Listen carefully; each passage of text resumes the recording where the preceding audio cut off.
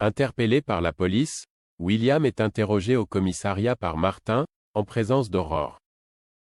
Il raconte que Caroline l'a contacté alors qu'il ne s'était pas vu depuis une vingtaine d'années, parce qu'elle était terrifiée à l'idée que Blanqui, contre qui elle avait témoigné dans une affaire de homejacking, ne s'en prenne à elle après avoir tué son patron, Guillaume Drouet.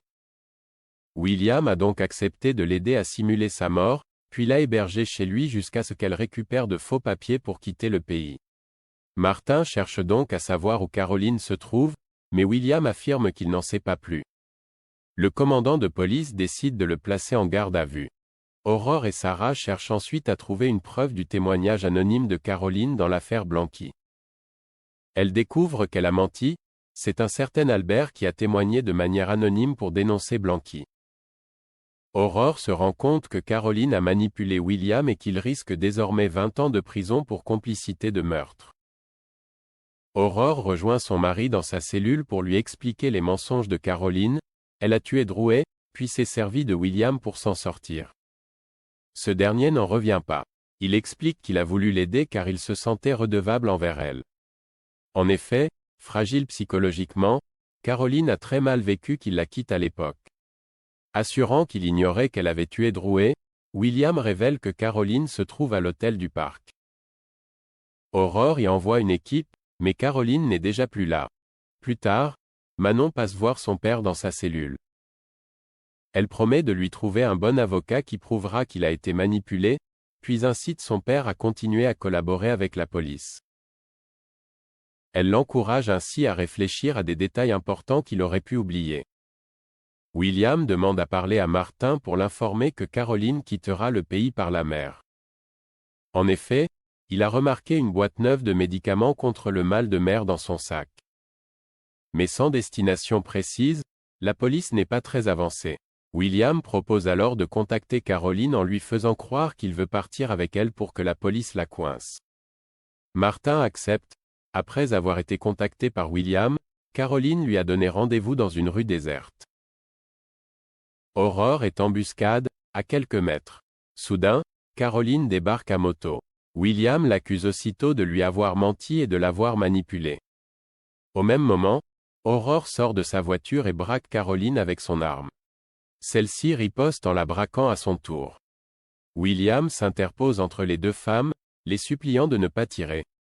Il insiste pour que Caroline se rende. Après avoir menacé William, cette dernière réussit à s'enfuir à moto, tandis qu'Aurore remonte en voiture pour se lancer à sa poursuite. A-t-elle une chance de la rattraper? Au spoon, Sarah se moque gentiment de son épouse qui ne se remet pas de sa défaite aux échecs contre Timothée la veille. Elle a bien l'intention de prendre sa revanche. Sarah essaye néanmoins de lui faire admettre que Timothée est meilleur qu'elle. Roxane et Timothée se lancent dans une nouvelle partie d'échecs dans la salle de repos du commissariat. Au bout d'un moment, Timothée démontre à son adversaire toutes les options qui lui restent. Chacune d'elles aboutit à un échec et mat. Roxane ne supporte pas de perdre à nouveau. Elle décide de s'entraîner toute la soirée en ligne pour s'améliorer. À la paillote, Timothée interrompt Nordine et Rachel qui étaient en train de discuter afin d'offrir à la serveuse un livre sur deux grands champions d'échecs. Nordine reproche alors au jeune homme d'ennuyer Rachel. Timothée rétorque qu'elle est très intéressée, contrairement à lui qui n'a pas le profil d'un intellectuel. En se réveillant aux côtés d'Aaron, Lisa remarque qu'il lui fait toujours la tête. Elle suggère de discuter de leurs problèmes, mais son compagnon est encore trop en colère pour parler calmement. Il ne digère pas le fait que Lisa ne le place pas en priorité. Au spoon, Lisa raconte la situation à Victoire. Celle-ci comprend la réaction d'Aaron, qui avait prévu de demander sa petite amie en fiançailles. Lisa reconnaît qu'elle s'y est mal prise. En réalité, elle aimerait beaucoup qu'il la suive à Berlin. Pendant ce temps, à la paillote, Amel avoue à Adam qu'elle culpabilise à cause des tensions entre Lisa et Aaron. Adam lui rappelle que sa sœur a pris sa propre décision. Quant à lui, il assure à sa petite amie qu'il lui rendra souvent visite à Berlin. À l'hôpital, Aaron se confie à Swazik sur la situation. Celle-ci compatit, mais l'incite à mettre son ego de côté, soulignant qu'il n'y a rien de surprenant à ce que Lisa place Amel en priorité puisqu'elle l'a toujours fait. Au même moment, Adam passe voir sa mère. Il en profite pour essayer de faire voir le bon côté des choses à Aaron. À cran, ce dernier rétorque qu'il se passera de conseils d'ado sur sa vie amoureuse.